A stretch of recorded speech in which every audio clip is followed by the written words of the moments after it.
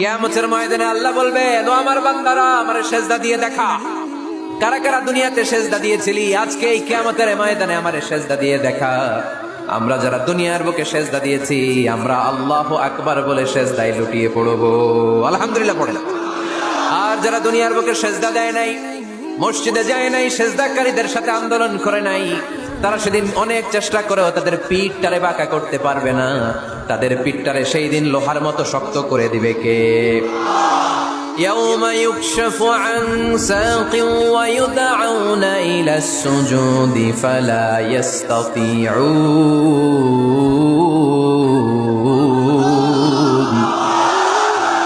সেদিন আল্লাহ তাআলা ওনার পায়ের গোছা উন্মুক্ত করবেন, পায়ের গোছা দেখাবেন আর বলবেন, সেজদা দাও, সেজদা দাও। কারা দুনিয়াতে সেজদা দিয়েছো এখনই টের পাওয়া যাবে। আমরা আল্লাহু আকবার বলে সেজদায় লুটিয়ে পড়বো।